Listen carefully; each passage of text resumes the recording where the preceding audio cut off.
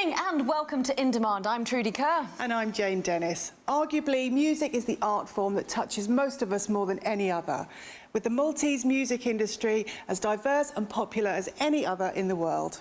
Absolutely, and this evening we are talking to two women whose styles are very, very different, but are key in the Malta music industry. We're talking to soprano Fran Aquilina and Tribali frontwoman Eliza Borg. First up, we speak with Fran.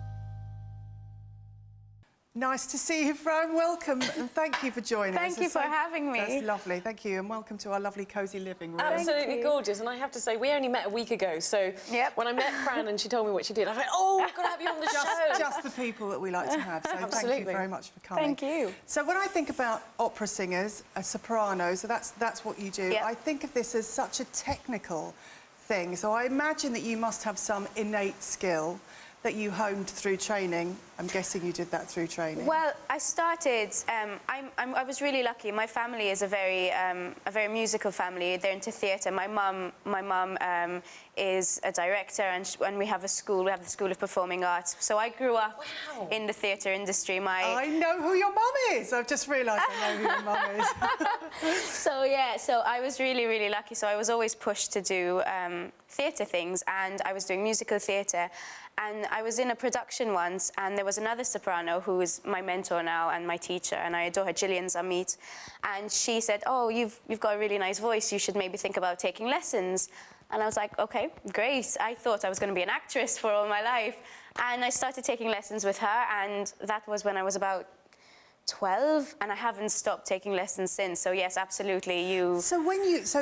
Opera is very specific. Yep. And I think my original question was, are you born with that kind of musicality, or is it something that you've nurtured through all of the training? I think it's not everyone can do opera. I think you have to have a very specific voice type.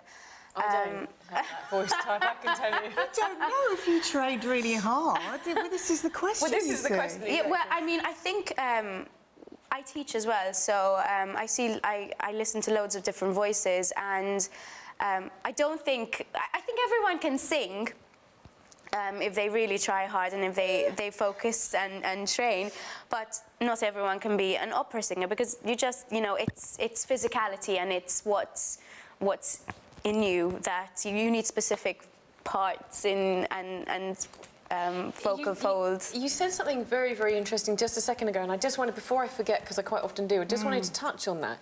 You said that you took lessons and you haven't stopped. Yep. Does that mean you haven't stopped taking lessons? Yep, absolutely. I started when I was 10, 12, and I had a lesson yesterday. But why? So are you learning, or is that just absolutely. technique to keep yourself healthy? It's a bit of both. I have loads to learn still, and oh yeah, absolutely, especially when it comes to classical music. There's just so much, the styles and the technique, the skills you need. Does that apply to all opera singers? So would that apply to Claire as well as it would you? I'm sure he's still, he speaks about his lace teacher, Paul Asher. He recently passed away. He used to go to him for lessons. Because I never thought of that. I thought you sort of, you learnt to sing. And these are all new things that you're learning, new techniques, or just... You get to a stage where it becomes tweaking, or just adjusting things, and just having people listening to you and being like, okay, look, that's really great, but maybe you should think about doing this differently. And they listen to the way you sing, and you interpret things, and you approach things, and there's always... Don't you get fed up with being told what to do? Aren't you at a stage where you think, I actually know all this now? Thank you so much. I wish I could get to a stage where I felt like I knew it all. But you teach as well, so do you teach singing? Yes, I teach singing as well. So you are learning, but still learning, but also teaching as well. Wow, that's incredible. So that's a kind of fluid process right through you. And Oh yeah, absolutely. Again, I take students, I have adult students, I have younger students, but I only take students to a certain level that I Gotcha. feel comfortable being like, Yes. yes, I feel like I can teach you really well up to this level. And then when I get students who surpass that level, I suggest different teachers who I think can do better things with them. I have a question that is I'm dying to ask you, which is completely different, of a totally different track. Where are you going with this? Opera singers, to me, have a very particular style. As female opera singers, pop singers you might associate with tattoos, girls with tattoos and piercings or whatever, or not. But you don't often think of an opera singer rocking up with a tattoo and loads of piercings. So which comes first? Is your style, your personal style and appearance, kind of influenced by what you do?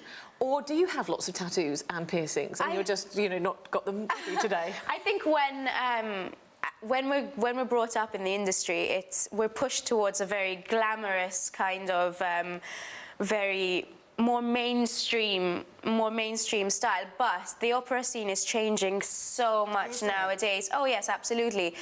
But still, there is a persona that you need, especially like if you think about all the big names in the opera world.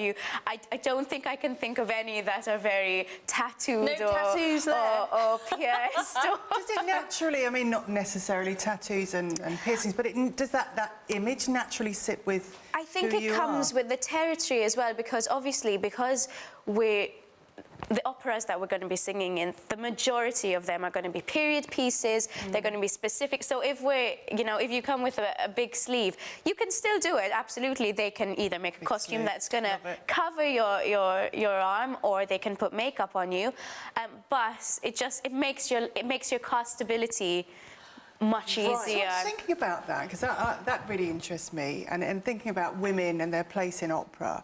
I think of the traditional operas. You were saying there's new emerging things that are coming through all the time. But I think of the traditional pieces when I think about going to the E&O in London. Are the roles and the characters in opera do they portray a certain kind of woman? I mean, I feel that they do. Oh, yeah, absolutely. And what kind of woman is that? I think women in opera, it's a very old way of looking at women. A lot of very modern directors are really trying very, very hard to change that. And there are some great pieces being written at the moment with women in the forefront, not needing men or, being about the woman just on her own. But, oh, yes, absolutely. Traditionally, the woman, if the man leaves her, she spends an hour dying. Yeah. Don't we all? Very beautifully. Oh, and it's terrible, isn't it? You're just like, oh, he's just left. He may come back. You don't need to die. You'll be okay. Some therapy for that. Seriously, love. But absolutely, yeah, no. I mean, women in opera aren't necessarily. And does that give you certain frustrations in terms of I imagine it to be a small world. We talked earlier about it being a niche world, so it's constraints within a constrained world. How does that help you kind of grow and develop your art form? I think it's so important to have the right people in a cast and that help you. I've worked with some amazing directors on productions where you could arguably say that the woman was a very weak woman, and it was not about her, and the focus would be on the man. But if you have a good director, they can instill in you and they can give you the necessary tools to empower your character and make your character strong. Your character could make some bad decisions and she could, not do things that you would do. But if you're given the necessary tools, I think you can make your woman forceful and strong and powerful, even in the traditional operas. You talk about traditional operas. Are there modern? People are still. I know this sounds really naive, but are people writing modern operas? Oh yeah, absolutely. There are some great composers. I worked on an opera 2 years ago by Jonathan Dove called Flight, and it's an amazing opera. He's still alive. He was part of the process, and it's a great opera. It's almost it's almost musical theatre style, because the tunes were very melodic and very contemporary, but still you need opera singers for the way it was written. But he has loads of operas. He's written Pinocchio and The Green Swallow. So in a modern opera, are women cast differently? Oh, it's very different. Oh, okay. Oh, yeah, no, absolutely. Okay. So it's not necessarily opera is always going to have women going. No. And you have some great characters even in the older operas, but nowadays, like modern opera, which there is loads of, is set to the contemporary. Yeah, like there's with tattoos. Oh yeah, there was a really famous opera a few years ago about Anna Nicole Smith. Right. Yes. Yeah. And that was about her life. It was an opera, and there was drugs in that. There were tattoos. It was a very controversial opera. Wasn't the one with? It was about her life and about her son that had no D, and that was all staged. And actually, the music is great. Wasn't the one about what's his name? The controversial chat show guy, the American Jerry guy, Springer. Jerry Springer. Jerry Springer, the opera. Jerry Springer, the opera. That was absolutely outstanding. That's, again, a great. Listen, having an absolutely wonderful time talking to you, and I adore your little bit of Welsh accent there. I'm just sitting going, oh, it's the valley. Lovely. And just explain to us, because you lived in Wales for far too long. Yeah, I lived in Wales for 4 years. I did my masters there. I did my masters at the Royal Welsh College of Music and Drama. I can hear it. And I love it. And we are going to come back to listen to more of your Welsh accent in just a few minutes. Whatever you're doing, don't go anywhere. You can, of course, go make yourself a nice cup of tea and meet us back here in just a few minutes with some more music.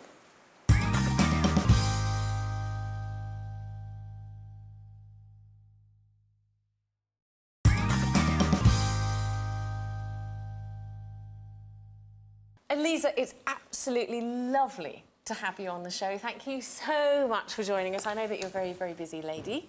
Thank you for getting here. You are obviously the lead singer of Tribali, the female part of Tribali, and we're going to be talking about music today. But what I didn't know, and actually Jane told me... Did I? Yes, you did, is that you're also a lawyer. Am I right? Yes, I am a lawyer. Which must be, as well as we've experienced, it's obviously very demanding. Yes. As is the music, because I know that you travel with them, which comes first? Which is your true love? Music. Right. Without a doubt. Without a doubt? Yes, music. Drop of the hat? Yeah, drop of a hat. Everyone knows it. The people at work know it. Everyone knows it. I was just thinking here, I have no shame. I have no shame. That's good, because if they're watching...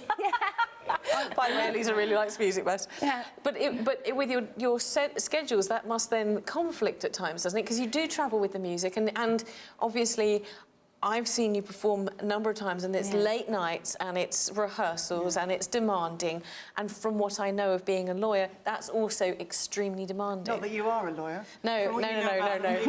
Don't come to me for law advice. Devil's advocate, maybe? I could be, yes. You can be. Can I get a job doing that? That'd be great. I mean, actually, I'm really lucky because my bosses are really nice. So they give me some leeway. If we need to travel, they kind of close one eye. Go for it. So we support each other's hobbies. I'm really happy at work as well. That's amazing. Yeah, that's great. That's the way it should be, yes. I mean, sometimes during the day it's quite hectic because I have to be at work till like 5, then I have rehearsals at 6:30, and sometimes you have meetings for the band or because of work. And so you're I try to balance everything. You're quite clear that what comes first. Yes. In Maltese society, do you think that your musical career is valued as much as your legal career? Unfortunately not. It's not. Over here, it's tough to be a musician because, first of all, you don't make enough money. It's no secret. So it's very tough to just live off of music. But when you like it so much, you kind of have to find a way and do it anyways. But there are a lot of countries where being a musician is very revered, and it is, you know, and probably more so than a lawyer. I mean, Yes. There's pop stars. Oh, like normally there are countries you can spot on the world map. I like that. Glad you said that. No, we wouldn't be able to say that. I mean, because it helps. If you live in a big country, say England or Germany, you have enough time to tour the actual country to build a fan base and to make more money. Right. But it's all about it's all about that. So would you leave Malta to pursue your not your legal career, but to pursue your musical career? If the right opportunity comes up, why not? Yes. Because you do, I mean, you do travel around. Yes. You don't stay in just Malta. Tribali is known all over the world, and I've actually been trying to get you on shows at times, and you're like, sorry, I'm in a foreign country. Dreadfully sorry, Trudy, can't fit you in. Don't make me sound like Madonna. No, we're not that famous. No, that's fine. But you do, I mean, and has that been, I know that you say that the legal career is probably, I'm guessing, and not wanting to be crass, but that's where the money is made. I also like the sector I work in. I like maritime law. It's not like I don't like it, you know? I would just pick music. Yes, no, I'm sure that you don't do something And we do travel, as you said. We do travel quite a bit. But I wouldn't mind leaving for 3 months, you know? We just can't do it, though. No, you're with Tribali, you are the only woman. Yes. And how many of the rest are in the tribe? 5 men. 5 men. 5 stinky, snoring men. And I happen to see... I was about to ask, how is that? Yeah, I think we know. No, I think you will describe that, there's no doubt. And if they're watching, sorry, I didn't say it, she said it. But you travel with 5 stinky, smelly men. Yes. With regards to the creative input, now from my, and we talked about this before, from my thoughts, and in fact we were talking with Fran about that as well, I would assume that the creativity is a softer area of the musical process and probably more feminine. Who you came up with a great phrase, and I'm trying to think what it was. Where's the creative input to the something output, is what you said. Where does that lie? Is that the male or the guys or the girl? I think it's a balance. I don't think it has anything to do with being a woman or a man. I'm all for equality, so I'm not going to be putting out double standards, you know, out there. I don't think that women But all men smell. Men smell. Yeah. That you can admit. No, but it's a balance. Sometimes the guitarist comes up with something first, and then they think, oh, that's really cool, so I get a melody. I'm like, oh, let's sing, let's jam, and then we like run to the laptop really fast and record it just so we don't forget it, because I forget straight away. But it's a balance for sure. It's a balance. And you've been working together for a very long time as well. For quite a while. People always ask me, I always forget. I think it's like, I've been working with them for around 6 years, I think now. Or a bit longer, maybe 7. Thinking about the creative process, how much your personal identity often comes with the music type as well. So I'm thinking about, you know, punk scene, grunge, gothic, and it is influenced by the kind of music that people like. How much, and I think Tribali tends to have an image and an identity of the kind of music that they make. How much does that help you confine the creative process? Does it confine it, or does it help you focus, or does it mean you can't move out into space that you'd like to test? Luckily enough, we're more of a fusion band, so it's not like we have one particular strict style to stick to. Say if I were in punk music, then you have a certain image that you always have to portray. Luckily enough, with Tribali, it's just a fusion of different instruments. Like the traveling comes in, you know, you meet new people and new cultures, and that always goes into the music. So I don't think it confines us at all, and definitely not me. So being Tribali is about being inclusive and about bringing things. That's really handy, isn't it? When you want handy. When you want to write music, it comes in handy. It does. And how do people react then if you're doing something that's slightly different to stuff that they're used to? What's your fan base? How do they react to that? It never varies that much. I mean, yes, you have different influences, but we are the same 6 people, so we're obviously going to always put that static within the change in music, and people normally accept it. Are you aware of what that is, or is that just something that happens organically? It's something that happens organically. I'm not fully aware of how it happens. It's just maybe a subconscious realization of something new, and it just comes out in the music. I wonder that with bands, how they manage to have the same, whether it's a conscious thing that they have the same, produce the same kind of music, or whether they think that they're doing something different. I mean, when I speak to musicians from different genres, I think that with certain types of music, then yes, they do have an idea which they have to stick to, just because if you're playing doom metal for instance, you can't play pop. Yes. Well, it'd be quite funny. Yeah, you know, I mean, the crowd wouldn't react very well.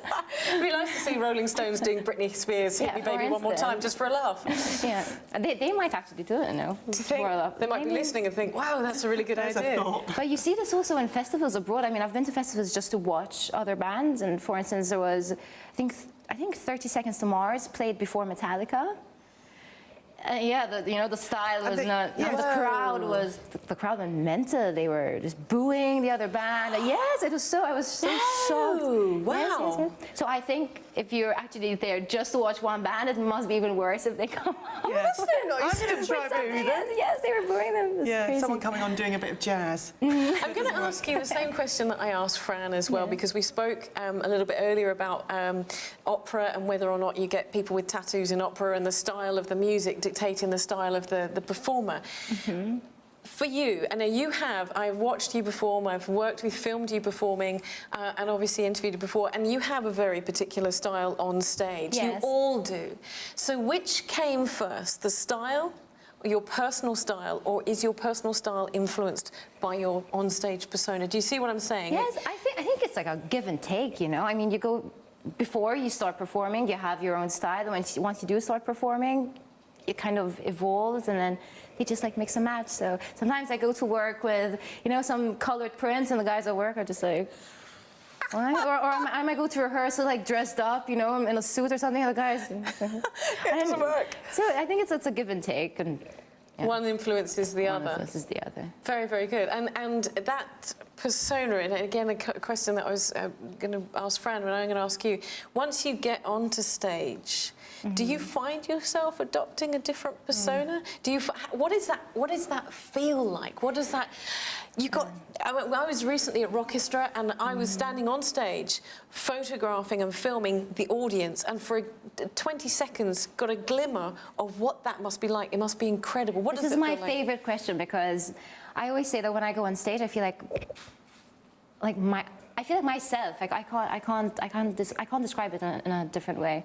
It's like who I am inside just comes out. I'm free. That's who I am. The person I'm on stage is everything that I have inside that I can't say on a daily basis. That it's fantastic. It feels so great. That's the best part of being a musician. And in fact, when we were talking, I'm looking like this. I think, wow, isn't that a lovely feeling? Were we missing out on something? I need a new job. We need a new tambourine player. Maybe you can. Both of you can use both. Maybe. One of you can play the triangle. One of you can play the. Okay. But we were talking to the actresses as well, and different people were talking about different reactions to being on stage. Isabel was talking about the fact that she goes out there and it's a massive rush. Pia Zamit was talking about the fact it terrifies her. Absolutely terrifies her. So you're talking about it being almost a caricature of you. Is it terrifying at all? No. You I do get the walk out. butterflies. I mean, I get butterflies right before because I'm just so excited and so pumped up. But no, if you ask me to live on stage every day with like 2 million people in front of me, I'm like, okay, I can go and jam. And yes, I It's love too it. difficult to do lawyer work on the stage. No, I mean, hello, yes, yeah, don't they'll mind probably me. leave, Do you have no money, but you'd be very happy person. Yeah. Brilliant. We have a ton more questions, and we're going to be joining both of you back in just a few minutes. Don't go anywhere. Go get yourself a cup of tea or a glass of wine and be back here in just a minute.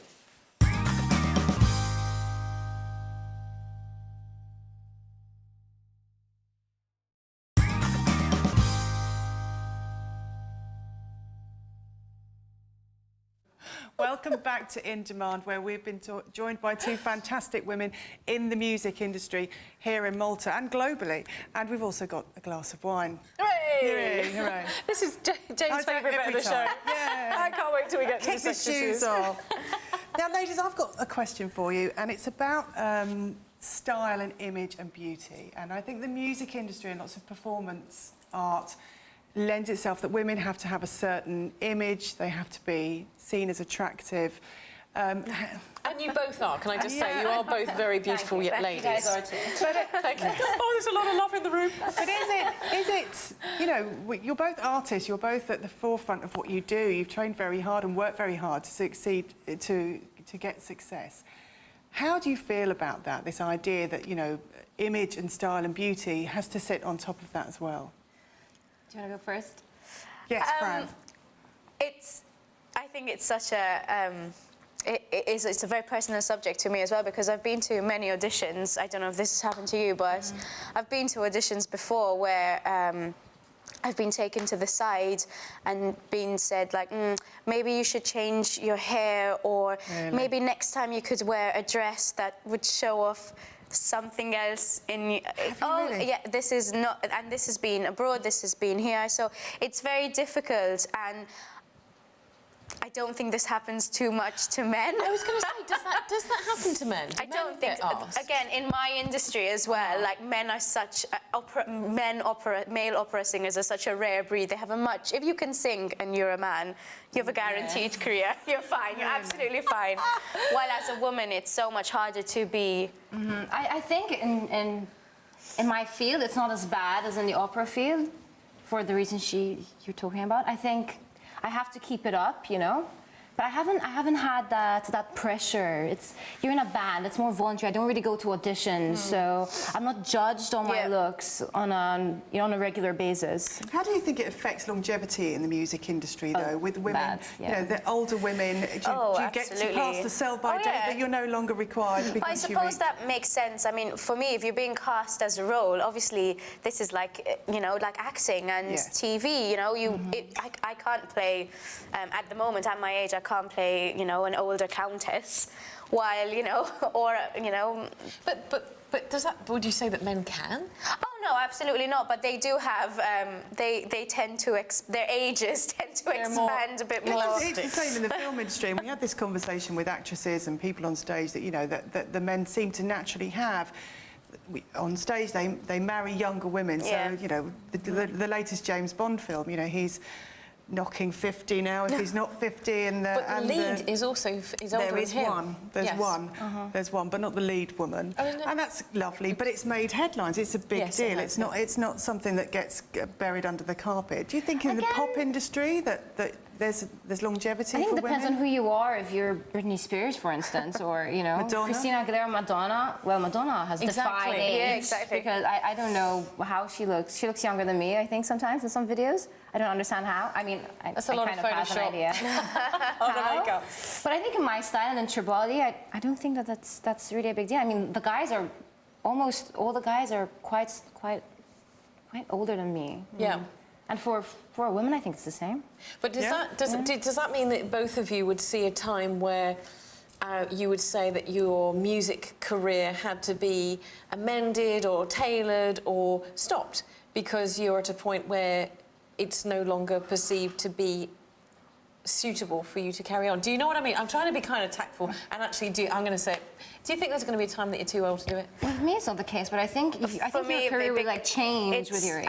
And it becomes physically impossible to do certain things as you get to a certain age. As you grow older, your voice changes just naturally. It warms up. It gets very different colours. It warms up? What? The sound. Nicely described. So if you think of a child's voice, it's going to be a lighter, cleaner voice. And as you grow older, if you use your voice, it changes. It gets warmer. And so then you get to a certain age where then you can't do certain things with your voice. Do sopranos? This is a technical question. Do sopranos turn into altos? Sometimes, as you grow older, usually your voice will get lower. Yes, absolutely. And can you make that transition? Is that a natural transition? There are some. It happens to men as well. Famous opera singers would start off as tenors and then end their careers as brilliant baritones. Wow. And it happens to sopranos as well. They, you know, move on to mezzo-soprano rep, and you know, everything changes, which is very scary. But things aren't that official for me. My lucky stars. I will just sing. No, because she's right. Because I actually trained in a children's choir when I was younger, so I used to sing like classical music, not as well as her, for sure. But when you're in a band, I don't feel that because I'll just write music the way it comes out. You know? So I'm lucky in that aspect. But with you, it's always much tougher because she sings. It's like when you're a dancer and you're a ballet dancer. It's like she sings the roots of vocals. You know. Everything goes by the book. It's really interesting that you're identifying Fran's musical career as being harder or more challenging than yours. I don't think it's about being harder or more challenging. It's just it's a different way of looking. It's like the pure technique of singing. That's the way I see it. It's like the way I sing. I do things that she would not be allowed to do, you know? But I couldn't do what she does. Yeah. You know, it's very different. I'm working with a band. Yeah, oh, absolutely. I'm working with a band at the moment. I'm working with Brickuni. Okay, I love they're them. doing, yeah, they're absolutely wonderful. We have a gig tonight at the Manuel Theatre. They needed some classical singers, and obviously it's a massive band, and they've got some orchestra in, and because everything is mics up, we have to have mics as well. And we have no idea. Give an opera singer a mic, and they're like, so this mic is in front of us, and everyone's like, okay, singers, take a step forward, go towards the mic, and we're just like, should I? No. What do I do with this thing? And we just turn it down. and we have monitors and earpieces. And like, I'm used to that. That's like home, you know? It's so funny. I so want to see you now on stage and be like, I know what Fran's doing. I want to see it as well. I'm just going to invite you. That's so funny. So in the same vein, you talked about being in a children's choir. Have you ever wanted to do what Fran does, Eliza?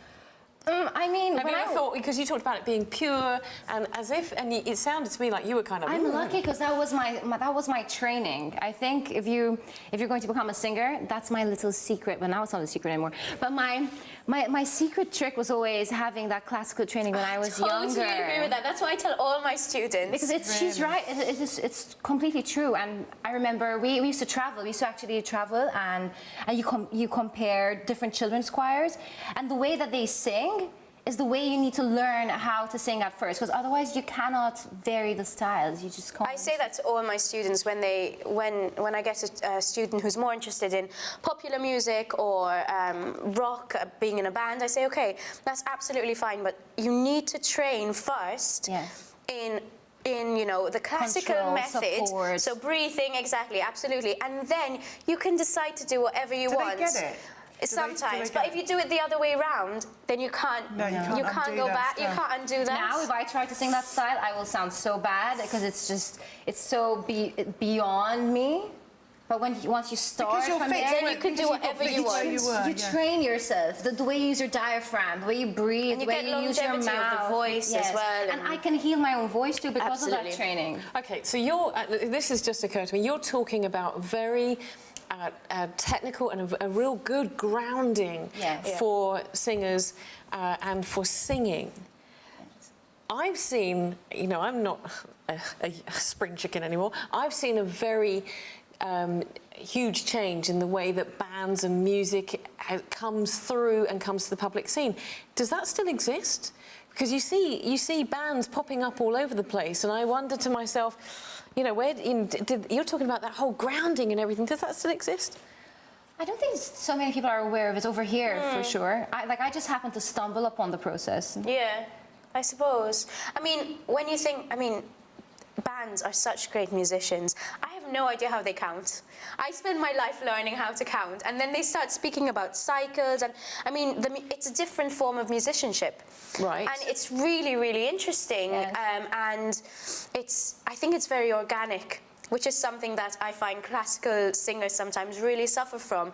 There's a sense of just natural that expression.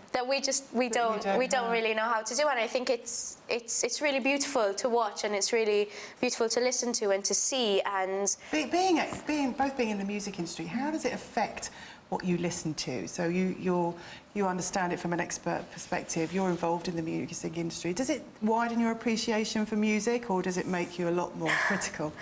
I think it depends on who you are. With me, it works.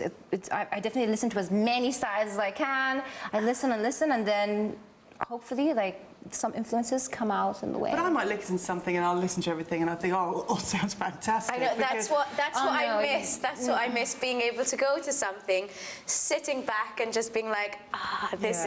While yes, you do, I think, become so critical. In fact, I love listening to instrumental music, because I find if there's a singer there, I'm going to sit down and be like, yep, okay, what's she doing right? What's she doing wrong? Actually, I don't do that though. You see, Oh, because that's she's very lucky. You see why? Because she's still in that she works in that pure vocal field. I'm not like that. I'm just like, oh, look the way she bends her voice. I love that little mistake, you know. So we're completely different. I'm the opposite. I just like to listen to. I'm not that critical. I mean, obviously, if someone's off key, then. But Yeah, the whole world knows that. yeah, but no. Wow.